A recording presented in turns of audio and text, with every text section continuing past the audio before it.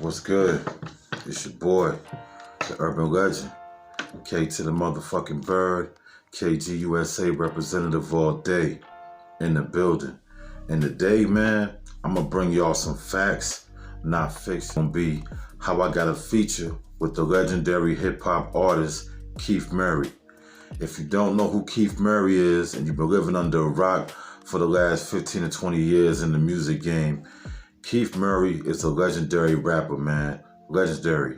He was a member of the Def Squad, which was a group formulated by Erick Sermon, and that group consists of Erick Sermon, Keith Murray, and the legendary Redman. You know what I mean? Legendary hip-hop group, you know what I mean? They put in a lot of work in this game, you know what I mean? And, you know, if you know Keith Murray music, you know his music was always fun. His style was always on some lyrical shit. You know what I mean? He always had a lot of style, a lot of charisma, a lot of energy with his shit. You know what I mean? He had a lot of big records out, you know, in the 90s, early 2000s, shit like that. You know what I mean? He a legend in the game, though. He put in a lot of work. You know what I mean?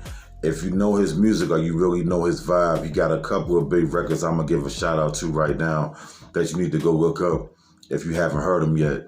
One of them is called Get Lifted, and that song was on a lot of movie soundtracks. I think it was on the How High the movie soundtrack, and it was on a lot of other shit. It was on the Half Baked soundtrack, Dave Chappelle shit. You know what I mean? It was on a lot of big shit, you know what I mean? And then he had that song called Badonkadonk, you know what I mean? That used to be a saying for girls with a fat ass. I mean, it's kind of funny niggas used to really say that. That's some like, I don't know, it's just some country New York shit, I would say, but Badonkadonk was one of his big songs, and I think Candy Girl, something like that. He had a song called Candy Girl, something like that.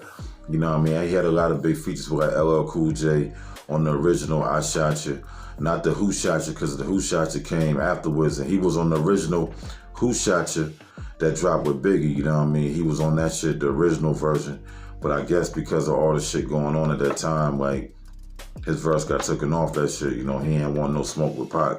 And I don't blame him for that shit, man, because Pac was that nigga at that time. Tupac, rest in peace, and rest in peace, Big.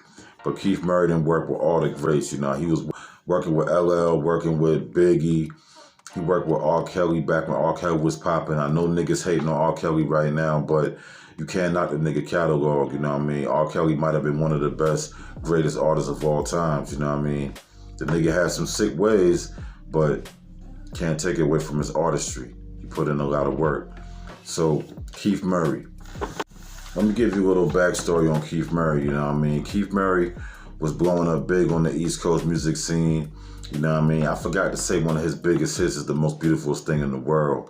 That shit jumped it off. I know you probably ain't never heard of him. I don't even know his name, but you know that song, because it always gets played, it always gets radio play. It's like a classic.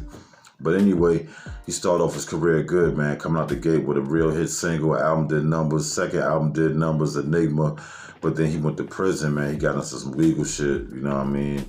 I ain't gonna touch on all the legal shit that he got into because they got a lot of interviews out with him talking about it, and a lot of other internet websites and channels didn't put that out. So I just want to let you know, yeah, he got locked up for a little bit, and that kind of killed his steam because he was on that rise, like, big time at that time. He was on that rise, but he got a real case, and he went away for a little bit. Then he came back out with an album called The Most Beautifulest Thing, because that's like his biggest record to put some more energy to that record and give it that shit more life. I mean, because when you got a big record and everybody know you for that, it's always a good idea to name your album that, you know what I mean, to try to tell them that, yo, this is like that shit I dropped back then, that classic shit, that's that whole album. And that album, man, to me, that's my favorite Keith Murray album, man. That album was hard, that album was classic. And that's when I was like, yo, I love this dude lyricism, you know what I mean? I was a major fan back then, you know what I mean? I bought that nigga old tapes off the strength of that one tape right there, off that one CD tape, whatever. But he had a good career. He put in a lot of other work. You know, he had a couple other albums came out after that. Just do your research, go check out the albums, you know, it's a good body of work in music. But back then when I was a young nigga and I was listening to him, I never thought that I would ever even meet him, let alone do a song with him. But when you put out that positive energy and you believe in something, man, you can manifest it, yo. Real talk. I'm here to tell you that you can definitely manifest some things in your life if you really believe in them. Don't get distracted by people not believing you, supporting you, or whatever the fuck, low-key hating on you, whatever, man. If you got your mind in the right place, you can do anything. For real. Big facts. All right, so Keith Murray, man. Me and him was following each other on Instagram, and I was like, damn, dude, follow me. But I think he started following me because I was working with Sadat X, another legendary hip-hop artist. And I'm going to get into that later and tell y'all another episode about how I got to feature a couple records off with Sadat X from Brand Nubian. But, so we've been going back and forth with each other on the internet, you know what I mean? I been liking his shit, he liking my shit. And then I start hitting him up in the inbox, just talking with him, saying, you know, you legendary, man. I just fuck with your style and whoop-de-whoop and everything like that.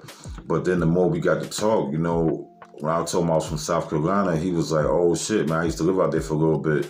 And I was like, for real? And it was near, like, some of the same areas where I used to live at, you know what I mean? Like the Hard Rock Park area over there and shit. You know what I mean? For people that know about the beach, I used to stay over there in the Hard Rock Park, you know what I mean? So we knew some of the same people. And that shit had shocked the fuck out of me because I never thought we would have even met, or I would have knew some of the same people he knew. But I knew some of the same people he knew. He was trying to get some shit out of a storage unit he had down here.